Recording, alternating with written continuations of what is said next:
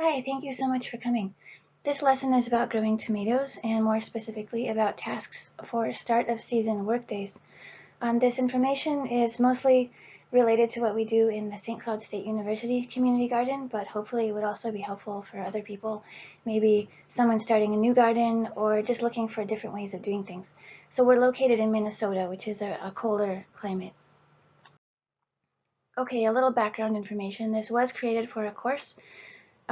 But it is based on my personal experience volunteering in the garden for 6 years.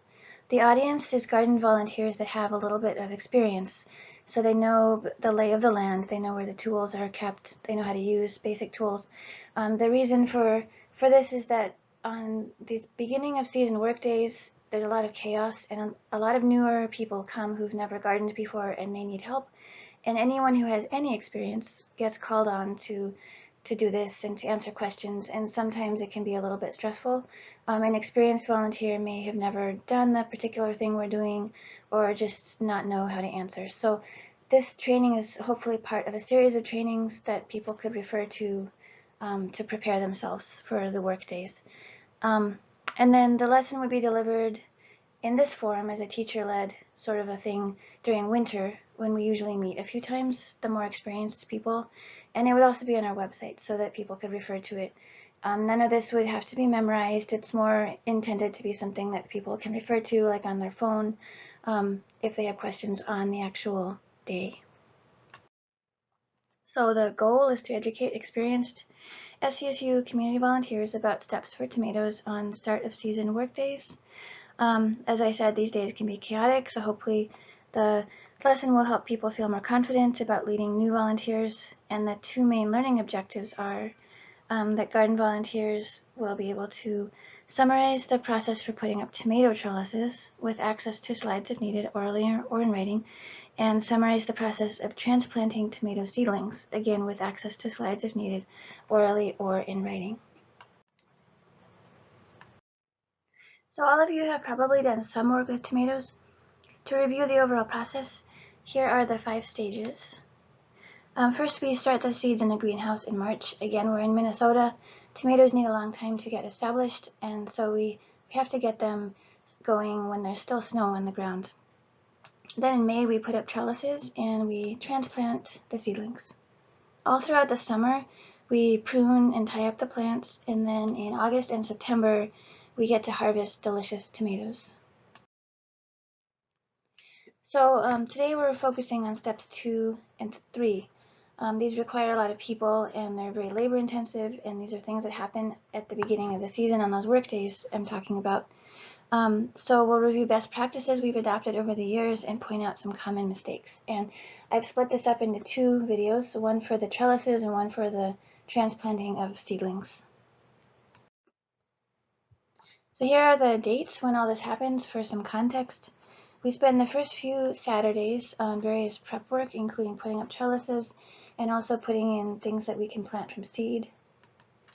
And then usually on Memorial Day weekend is when we are able to transplant the seedlings that were started in the greenhouse. So let's start with trellises. This is an overview of the tasks. There's some mental planning work, and then there's the actual physical work. So for planning, it's important to locate the area or the areas where tomatoes will go and measure it to see how many trellises will fit. Then you can do the physical work. So gather up a group of volunteers, carry trellises over and posts, and then one by one put the trellises up by pounding the posts in the ground and attaching the trellises. So let's look at the mental work a little bit closer. First, you need to find the garden map. This is something that we prepare in a meeting before the season starts. It's just a big piece of paper written all over with marker. So find that and look for the area or areas marked off for tomatoes, which we can see here in red. This changes every year because we aren't supposed to plant tomatoes in the same area. Rotating the plants helps protect them from diseases that can live in the soil, and it keeps the soil from becoming depleted of certain nutrients. So next you take a tape measure and you figure out how many trellises will fit in the area. So I've zoomed in here. Trellis panels are 16 feet long and the rows need about 4 feet between them. So just decide how many panels you can fit and how you want to lay them out. So you know how many trellises will fit and how you want to lay them out. This is an animation showing how you can start putting the panels up. I can't control how the animation stops or pause it during this recording view, but I will try to keep up as best I can. So here there's already one up, and the volunteers are going to put another one up next to it. So they carry a panel over and they position it 4 feet away from the first one, and then someone else brings posts over, and then 2 volunteers hold the panel out of the way so 2 others can pound a post in. Next they switch positions and prepare to pound a post on the other side. It's a little bit harder to hold the panel out of the way because the first post is in, but it is flexible enough to bend it a little bit. So now they're done, and then they'll do the last 2 posts in the same way, checking as they go to make sure that the panel is still somewhat straight. So that's it. And just to explain, putting in the posts on either side supports the panel from both sides, so it makes it stronger. So that's the rough idea. Now let's go over some of the details. First, the tool that we use is a sledgehammer. A hammer won't work for this. Then we need to have 3 or 4 adults. The trellises are heavy, and they should be pretty physically strong people because pounding the post into the ground is really hard. It's one of the hardest things that we have in the garden, and we don't want anyone getting hurt. Here you can have a cross-sectional view. The posts have to go in pretty deep to the top of that metal winged piece that you see, and so it's challenging. You'll notice that some of the panels will have a narrower row on one side.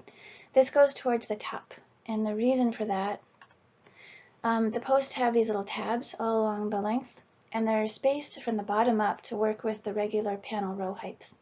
And the use of them is to hold the wires. You can rest a wire on a tab and then use a hammer to tap the tab a little bit to hold it nicely in place. So then at the bottom, a couple of the tabs are downward facing, so it's the exact same thing, but you slip the wire under the tab instead of on top, and then you tap it with a hammer.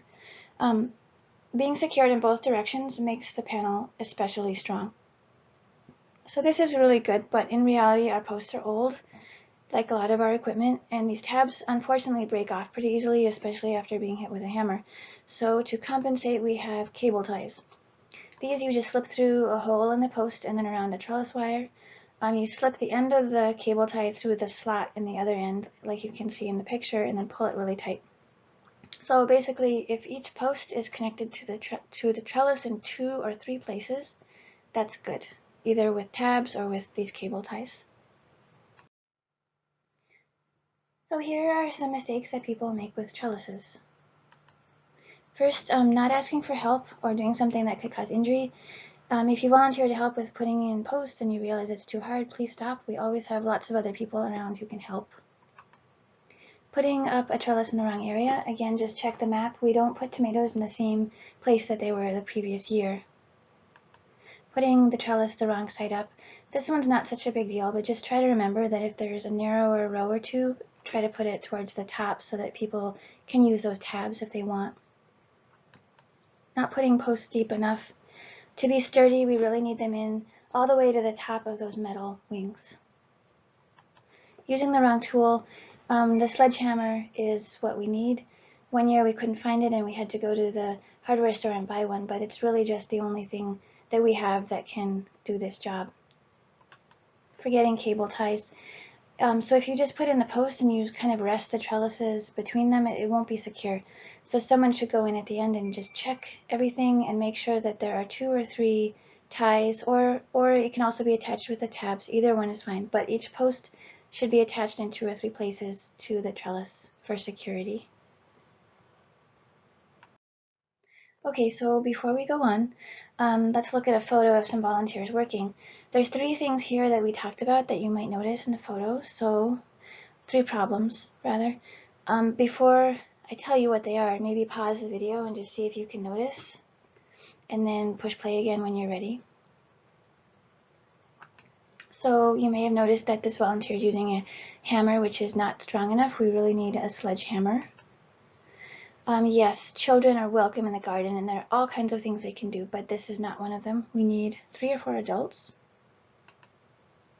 Yep, the narrow row or rows, there's 2 of them here. Those should be towards the top. It just makes it easier to use those tabs if people want to. It's not a big deal though, but just try to remember that. And then last, if you notice that there's no cable ties, great.